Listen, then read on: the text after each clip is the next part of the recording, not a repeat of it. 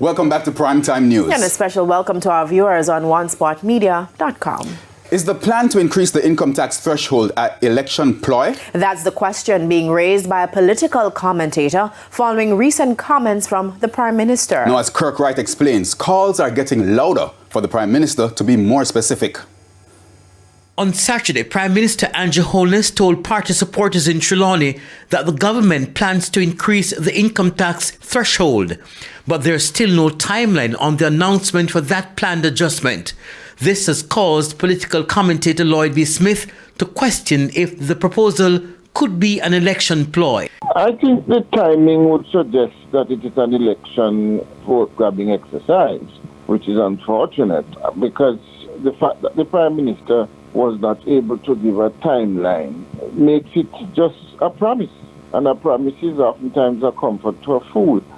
If he had given a specific timeline and explained the necessary architecture through which it would be done, then I think one would have been more impressed. But just to say it's going to happen, we know that politicians always make promises that take long to happen or never happen at all. And this one seems to fall into either of those categories. Last year, the Caribbean Policy Research Institute, CAPRI, suggested the income tax threshold move to $2.2 million.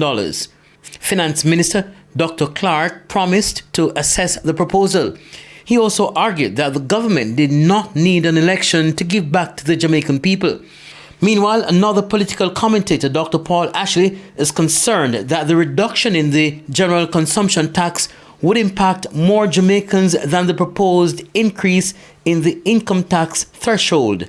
He's also questioning how the government would regain revenue lost through an interest in the income tax threshold. If the income tax threshold moves, you don't pay income tax, but how will GCT remain the same? Could you have a better situation that you decrease the GCT to 10% instead of the 15%?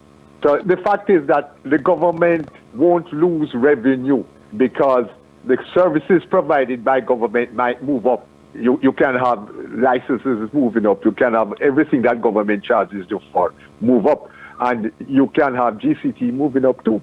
The issue is that it seems very good if you get a break. But what about the other increases in government providing services? That's the critical issue. Mr. Ashley says consumers need a reprieve amid increasing costs of goods and services. Kirk Wright, TVJ News.